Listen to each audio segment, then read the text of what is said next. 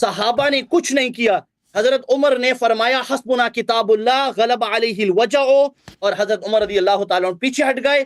آل بیت رضی اللہ عنہم جو گھر کے افراد تھے، گھر کے، کیونکہ وہی گھر کے اندر تھے، گھر ان کا تھا، اور جو مطالبہ تھا، جو مطالبہ قلم لانے کا، وہ تو ان کو تھا. جو قلم دوات لانے کا تھا وہ تو کس کو تھا؟ وہ تو آل بیت کو تھا. حضرت عمر نے کیا مخالفت کی آپ مجھے بتائیں. حضرت عمر نے، میں نے آپ کو پہلے بتایا حسبنا کتاب اللہ کا مطلب یہ نہیں کہ میں آپ کو قلم دوات نہیں دیتا ہوں. حسبنا کتاب اللہ کا اپنا معنی ہے. اگر کسی نے انکار کیا تو آل بیت نے انکار کیا. اگلی جو بات ہے میرے محترم ناظرین وہ یہ ہے کہ ایک شخص بیمار ہے، شدید بیماری کی حالت میں ہے، اور اس نے دنیا سے جانا بھی ہے، اور وہ ہادی عالم ہے، ہادی کل ہے.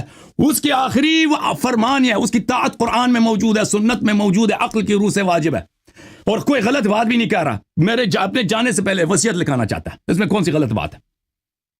اس کو صحابہ نے نہیں روکنے دیا. کس اس صحابہ پارٹی کا لیڈر کون ہے؟ عمر بن الخطاب ہے.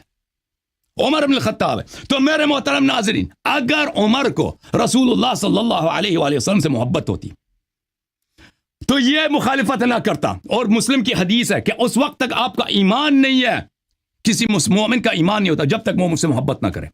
اگر اس میں اس کے دل میں حب رسول صلی اللہ علیہ وسلم ہوتا، اور وہ صحابہ جو عمر کے انہوں نے ساتھ دیا، مخالفت کیا، وصیت نہیں لکھنے دیا ہے، حب رسول صلی اللہ علیہ وآلہ وسلم ہوتا تو وہ کیا ہوتا بھائی؟ تو وہ مخالفت نہ کرتے، وہ وصیت لکھنے دیتے، وصیت لکھنے دیتے. اور ان کا یہ کہنا کہ اہل بیت نے مخالفت کی ہے، تو کسی حدیث میں دکھاؤ کہ علی علیہ السلام وہاں پہ تھے، حسن علیہ السلام وہاں پہ تھے، حسین، انہوں نے مخالفت کی ہے. وہ تو میں نے دکھا. بیت سے کیا مراد ہے؟ بیت سے مراد بیت عائشہ ہے، تم خود کہتے ہو. اہل بیت وہ کمرے میں جو حاضر موجود افراد ہیں، ٹھیک ہے نا، اس میں کوئی ایسی نہیں کہ اس میں مراد کون ہے؟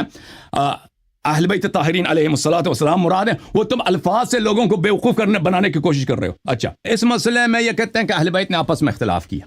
حضرت زہرا سلام اللہ علیہا تو مردوں کے درمیان ہو نہیں سکتی، تو اس کا مطلب ہے امیر المومنین امام حسن امام حسین علیہ السلام تھے. تو آپ کسی حدیث میں دکھائیں نا کہ وہ اس گھر میں تھے، یہ گھر ان کا تھا. آپ خود تو کہتے ہیں نا نبی صلی اللہ علیہ وسلم تو عائشہ کے گھر میں تھی. وہ بھول گئے کہ نبی صلی اللہ علیہ وسلم کی تیمارداری بیماری کہاں پہ؟ وہ عائشہ کے گھر میں ہوئی ہے. تو وہ بھول گئے. ابھی جو ہے یہاں پر اہل بیت کو آپ نے کون سا بنا دیا؟ نبی صلی اللہ علیہ وسلم کے اہل بیت بنا دیا. او بھائی، اتنی جہالت اور اتنی تجاہل مجھے پتہ ہے کہ آپ اس سے بہتر جانتے ہیں کہ اہل بیت کا مطلب ہمیشہ اہل بیت نبی صلی اللہ علیہ وسلم نہیں ہوتا. اہل بیت کا مطلب یہ ہوتا کمرے میں موجود لوگ. اہل کا مطلب ہے حاضرین فی الدار. ملاحظہ کریں بخاری کی جس حدیث کا انہوں نے حوالہ دیا، یہ بخاری ہے، یہ حدیث نمبر 4432 ہے. یہ دیکھیں، اشتد برسول سعید ابن جبیر قال ابن عباس یوم الخمیس وما یوم الخمیس، یہ ہے 4432. لما حضر رسول اللہ صلی اللہ علیہ وآلہ فی البیت رجال، گھر میں مرد حضرات تھے، صحابہ تھے. فاختلف اہل البیت، اس گھر میں موجود وہ حاضرین آپس میں اختلاف کیا. یہ تو بہت واضح ہے کہ اہل البیت کا مطلب کون ہے؟ وہ گھر میں جو موجود تھے. یہ گھر بھی امیر المومنین علیہ السلام کا گھر تھا، یہ بھی آپ اپنے سے بنا رہے ہو.